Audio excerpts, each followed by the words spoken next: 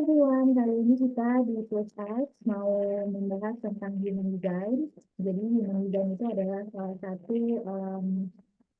tes atau salah satu contoh yang ada itu misalnya tes human design itu salah satu tes contoh tes kepribadian yang mana itu menggabungkan dari beberapa sumber itu dia menggabungkan beberapa ilmu gitu dan itu kan sangat detail ada hasil tesnya itu ada nomornya dan lain-lain. Nah, untuk mengetahui lebih lanjutnya kita akan ngobrol langsung dengan praktisi Human Design, Life Coach, dan juga founder dari Human Design Indonesia yaitu Kak Albert Sultana. Halo Kak Albert. Halo Kak Debi, halo juga sahabat Plus ID dimanapun kalian berada di seluruh Indonesia, apa kabar? Baik, baik. Thank you, Kak Albert udah gabung sama kita. Ini kita mau langsung tanya aja nih untuk tentang human design Boleh, sendiri. Untuk boleh. keunikan human design ini dibanding personality type lainnya itu apa sih? Human design dibandingkan tes personality yang lain. Terus terang, kalau saya boleh mengatakan ya, human design itu bukan sekedar hanya merupakan tes assessment, tapi ini bicara tentang buku mekanik manual manusia. Jadi bukan sekedar hanya assessment test seperti di luar sana ya ada MBTI, kemudian ada apa lagi tuh ya, ada Enneagram, kemudian berbagai macam tes psikologi yang lain ya, bukan hanya sekedar itu aja, tapi ini merupakan sebuah buku mekanik, buku manualnya manusia. Sama seperti kalau mungkin teman-teman di sini membeli produk elektronik, apapun produk yang kita beli, handphone, kemudian mungkin teman-teman ada beli TV, kulkas, dan yang lainnya, pasti ketika kita unboxing, di dalamnya akan terdapat, kita akan menjumpai buku manual, di mana buku manual itu menceritakan tentang semua feature yang dimiliki oleh barang elektronik yang kita beli tersebut ya. Jadi teknologinya apa, kemudian kemampuannya bisa apa, termasuk bagaimana cara mengoperasikan dan bagaimana cara merawat dari barang elektronik yang kita beli tersebut. Ya, sama seperti kita di dalam buku manualnya kita, di dalam human design itu, kita diberitahu bukan hanya tentang kekuatan kita di mana, kelemahan kita di mana, tapi juga termasuk bagaimana cara kita mengoperasikan diri kita dengan cara yang benar. Dan kemudian termasuk juga bagaimana cara kita merawat diri kita, karena tubuh fisik kita kan ada usianya ya, ada batasannya. Bagaimana kita bisa menjaga, merawat tubuh fisik kita dan juga bicara soal jiwa kita ya secara baik, termasuk makanan apa yang cocok dengan tubuh fisik kita, lingkungan apa yang cocok, bagaimana cara pikiran kita didesain dalam menyelesaikan masalah, termasuk juga bagaimana cara pandang kita terhadap dunia ini, semua ada di dalam human design. Jadi kalau saya bilang apa kelebihannya, human design itu lengkap sekali. Ya bahkan MBTI pun ada di dalam human design. Enneagram ada di dalam human design. Jadi sangat-sangat lengkap dan komprehensif sekali sih itu penjelasannya. Oke, untuk sebelum membahas lebih lanjut nih, kita mau tahu tentang human design ini itu asalnya berkembang dari mana dan sejak kapan? Oh, kalau mau ngomongin cerita asal-usul desain nih, saya bisa bercerita, bisa mendongeng mungkin 1 jam sendiri bisa ya, cuma karena kita waktu yang terbatas ya. Nah, singkatnya, human design ini ditemukan oleh seorang pria berkebangsaan Kanada yang kebetulan pada saat itu sedang menjalani masa pensiunnya yang tenang di sebuah pulau bernama Ibiza di Spanyol. Itu dimulai kurang lebih tahun 1987 ya. Nah, jadi peristiwa itu terjadi sebenarnya ada peristiwa spiritual yang masuk di sana ya, tapi beberapa orang juga ada yang agak skeptis juga dengan kejadian ini. Jadi singkat cerita, pria ini bernama Alan Robert Krakauer. Pada saat itu dia semacam mendapatkan sebuah penglihatan ya, bukan penglihatan ya, tapi tepatnya lebih kepada audible ya, lebih kepada suara yang dia menyebutnya dengan istilah sang suara atau the voice, di mana selama kurang lebih 8 hari 8 malam sang suara itu meminta si Alan Robert Krakauer ini menuliskan apa yang dia sampaikan selama kurang lebih 8 hari 8 malam terkait bagaimana cara kerja alam semesta, dan termasuk juga makhluk-makhluk yang mendiami bumi ini, termasuk manusia, hewan, dan juga yang lainnya. Jadi kalau bicara human design tuh bukan hanya bicara desain tentang kita sebagai manusia, tapi juga ada desain makhluk yang lain. Ya, dari mamalia, serangga, kemudian makhluk bersel satu, termasuk cara kerja alam semesta itu. Itu singkat ceritanya. Kalau mau bicara panjangnya, ya ada beberapa orang yang bilang bersama teman-temannya itu bukan pengalaman spiritual, tapi si Alan Robert Krakauer yang akhirnya mengganti namanya menjadi Rauruhu ini, pada hari itu kebanyakan minum minuman herbal. Karena Oh, rumah yang dia jadi tinggali pada saat itu, efeknya gitu. iya, jadi mabuk lah istilahnya ya. Jadi rumah yang dia tempati itu kan punya temannya. Kebetulan temannya lagi keluar negeri. Nah, jadi ramuan obat herbal itu kan banyak sekali di sana kan. Dan kita tahu orang-orang bule itu kan paling demen yang namanya nyoba-nyoba nih. Meracik ini dicampur dengan ini ya. Kalau istilah psikologinya mendapatkan efek psikedelik namanya. Psikedelik. Jadi dalam kondisi tertentu bisa trans, bisa mencapai sebuah kesadaran tertentu ya. Itu sangat sangat umum ya kalau di dunia barat ya, di dunia bule. Kalau di Indonesia ini kan masih ya dianggap melanggar lah ya kan, kayak misalnya kita ngomong weed atau ganja dan yang lainnya, tapi di sana mereka gunakan untuk mencapai sebuah alter consciousness tertentu. Nah, menurut teman-temannya itu dia bukan dapat penglihatan, tapi eh, dia kebanyakan mabok herbal dan mengalami sebuah ilusi dan delusi tertentu. Nah, itu menurut cerita. Nah, tapi apapun itu ya, apapun ceritanya ya, apa yang diterima, apa yang didapatkan oleh Rauruhu itu, dia tuliskan di dalam sebuah buku yang tebelnya kurang lebih ada 5.000 halaman. Itu yang hari ini mungkin kita kenal ada namanya Black Book, ada White Book, dan Grey Book. Dan saya udah baca 3 bukunya ini. Dan memang isinya sih luar biasa banget ya, menceritakan tentang ya bukan hanya desainnya manusia, tapi bagaimana awal mula terjadinya alam semesta ini semua ada di sana. Dan ini ilmu yang buat saya cukup mengagumkan sekali ya, dan ini juga menggabungkan dari 4 ilmu kuno dan juga 2 ilmu modern. 4 ilmu kunonya seperti astrologi barat, kemudian kita bicara sistem cakra, kemudian ada yang nyebut dengan traditional Chinese I Ching dan juga Kabbalah ya. Ini 4 ilmu yang menyusun dan 2 ilmu modern yang mendukung 4 ilmu ini, yaitu kita bicara kuantum fisika dan juga ilmu epigenetik. Sehingga apa yang kita pikir kesannya kayak klinik mistis, ternyata bisa dijelaskan dengan 2 ilmu ini, yaitu kuantum fisika dan juga ilmu genetika manusia, ya epigenetik ini. Nah, itu awal mulanya dari human design. Jadi, kalau asal-usulnya memang agak misterius, tapi buat kita, ini sangat bisa bermanfaat sekali. Kita bisa gunakan untuk kita navigasi hidup, menemukan karir yang tepat, menemukan kemakmuran yang terbaik bagi hidup kita. Nah, itu bagusnya, beautiful dari human design seperti itu. Dan hasil dari human design ini sendiri kan juga kemudian berkembang dan sampai makanya tadi ada sampai layer apa MBTI dan lain-lain itu MBTI, yang sampai yes, sampai mendetail seperti itu, dari situ kemudian dikembangkan menjadi seperti ini gitu ya. betul. Untuk hasil tesnya ini sendiri kan kemarin saya juga udah sempat nyoba, mungkin teman-teman juga ada yang nyoba, itu kan ada banyak nomor nih di seluruh badan gitu. Itu kan Yes. ada banyak banget dan tingginya. Nah, apa aja sih yang perlu dimengerti secara umum untuk yang baru mengikuti tes ini gitu? Ini pertanyaannya mau lebih spesifik ke angka-angkanya aja atau gambaran besarnya? Ini saya bisa cerita banyak loh ini. Misalnya mau angka-angkanya mau dijelaskan juga, malah nggak apa-apa. Oke, kita ngomongin angka ya, spesifik pertanyaan dulu ya, sebelum saya mungkin cerita sedikit yang lain. Kalau kita melihat ada angka-angka di dalam diagram human design, itu kita menyebutnya di istilahnya human design itu gerbang energi. Tapi bagi orang awam, simple, kita menyebutnya itu adalah bagian dari 64 kode DNA yang ada dalam tubuh kita. Jadi bayangin, kita punya 64 kodon, jadi nomornya adalah nomor 1 sampai 64.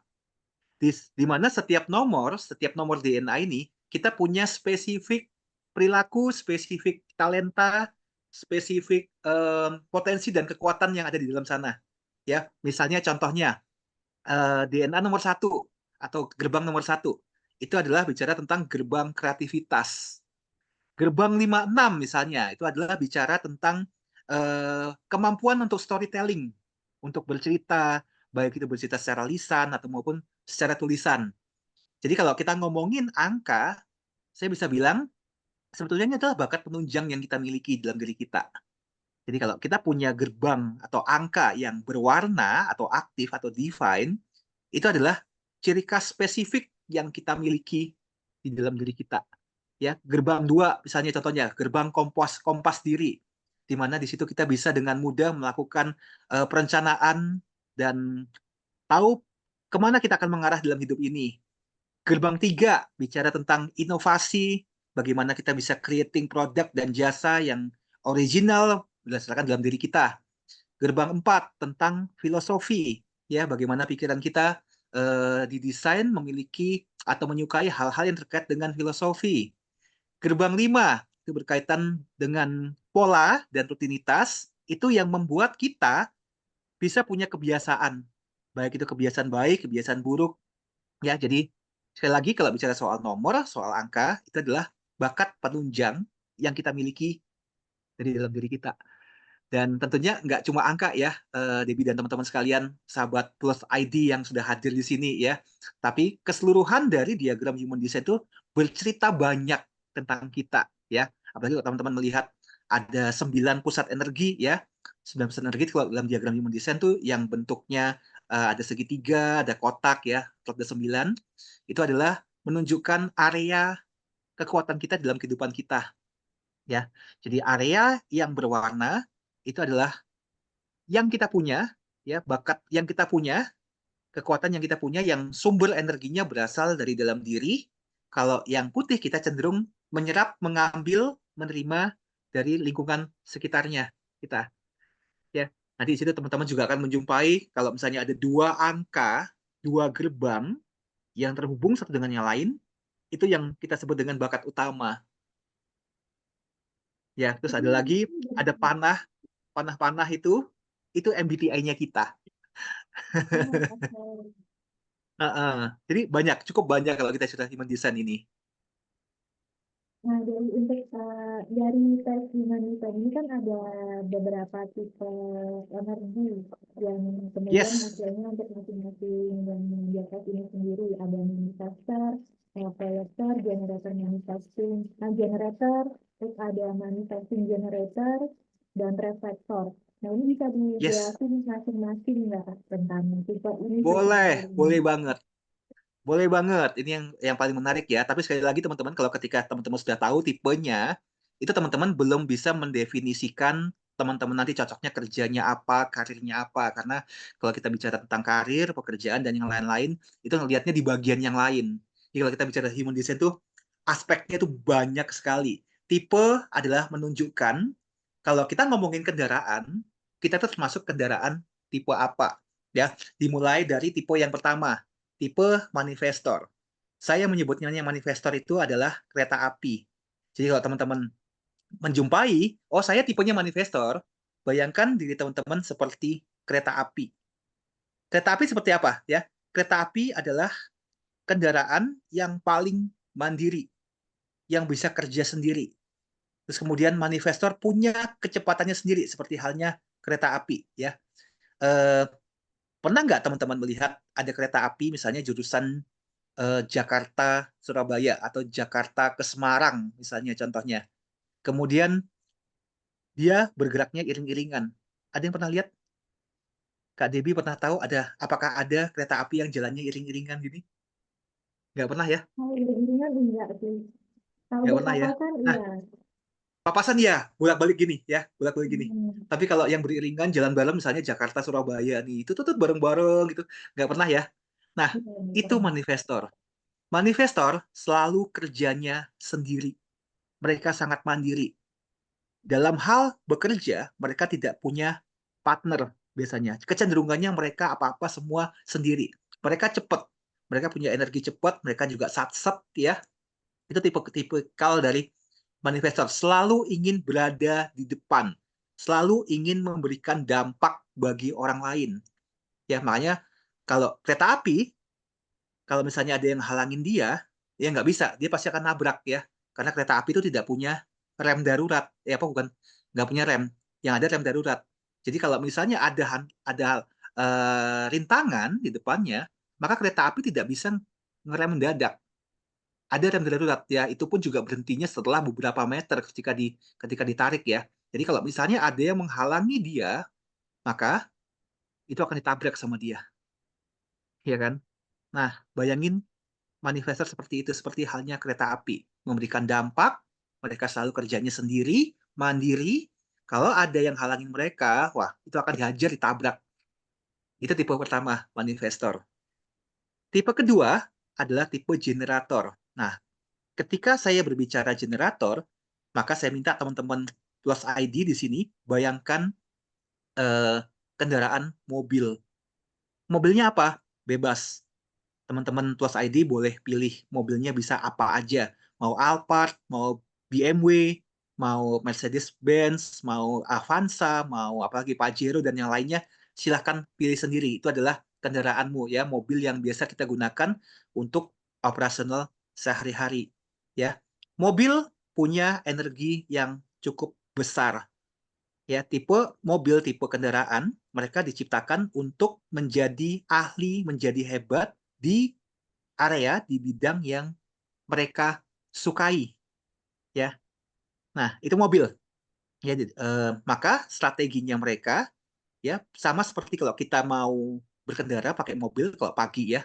Yang kita lakuin apa? Kita mesti panasin mobil kita dulu ya. Generator kalau mereka mau bekerja, mereka harus dipanasin dulu. Mereka harus panas dulu baru bisa berkendara. Sekaligus tujuannya adalah apa? Mendengarkan suara mesin. Apakah ada sesuatu bunyi yang aneh-aneh di kendaraan kita ketika kita mengendarai. Kalau ada yang aneh-aneh berarti ada sesuatu yang kita nggak boleh jalankan. Jadi kita nggak boleh lakukan apapun dalam kehidupan kita ya. Jadi strategi bagi mobil adalah kita harus mendengarkan respon dari sakral kita ya. Nah, respon sakral seperti apa mungkin nanti kita akan bahas di kelas yang lain ya karena terlalu dalam di sini. Nah, tipe yang ketiga adalah bicara manifesting generator ya, sama-sama ada kata-kata generatornya, baik itu generator dan manifesting generator.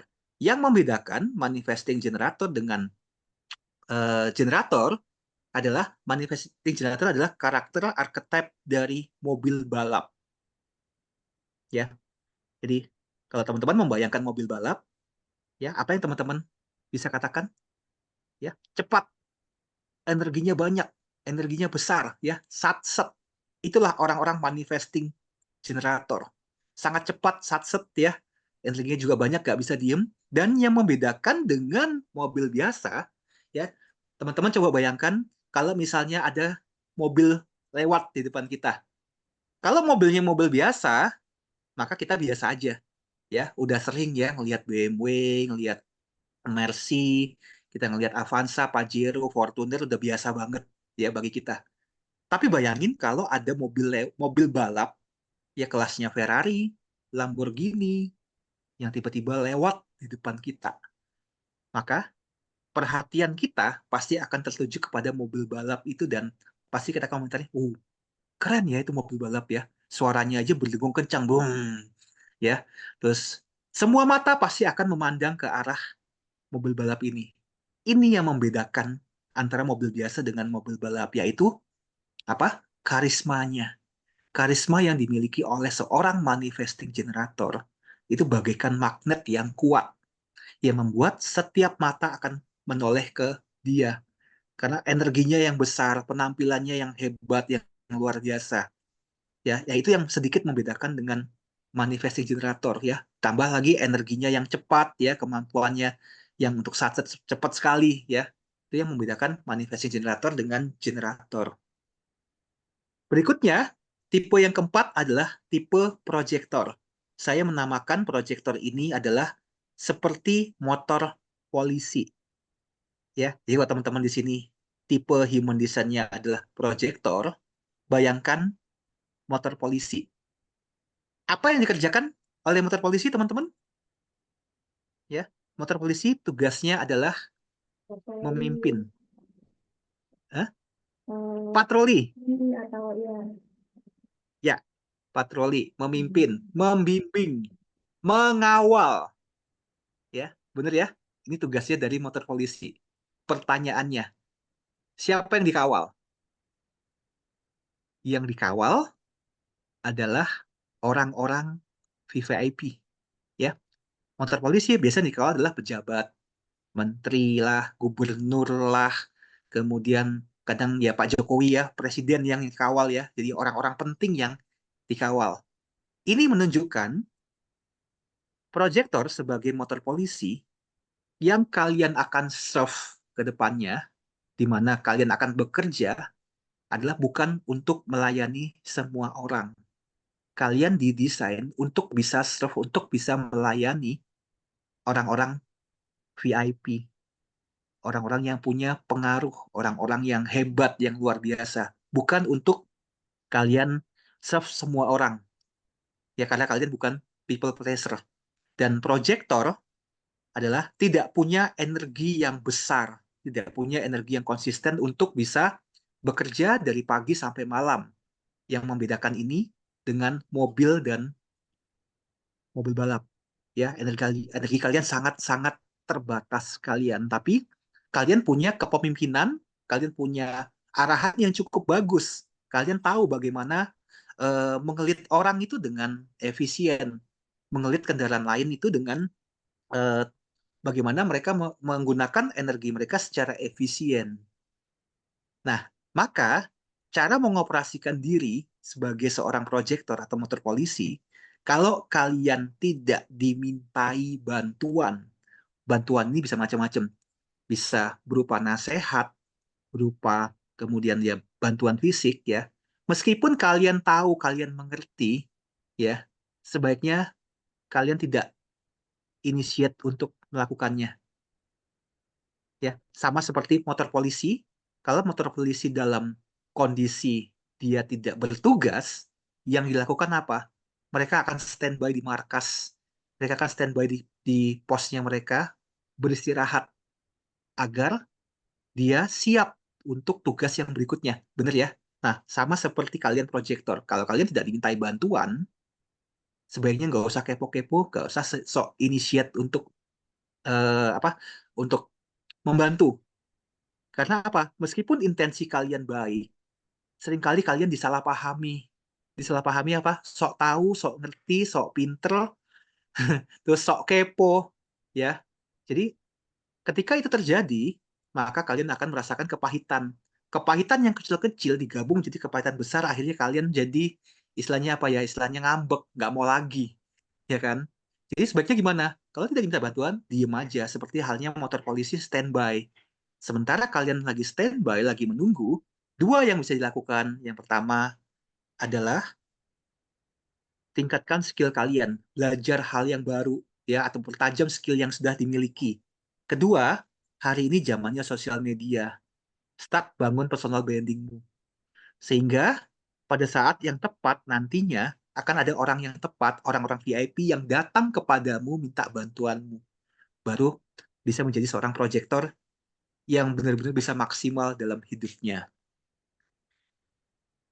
Dan tipe yang terakhir, reflektor ya. Reflektor. Reflektor, Yang reflektor kita boleh lanjutkan di part 2 boleh? untuk teman-teman yang mau lebih tahu lebih banyak. Ini saya post dulu, nanti kita langsung lanjut ke part 2 mulai membahas tentang reflektor. Siap.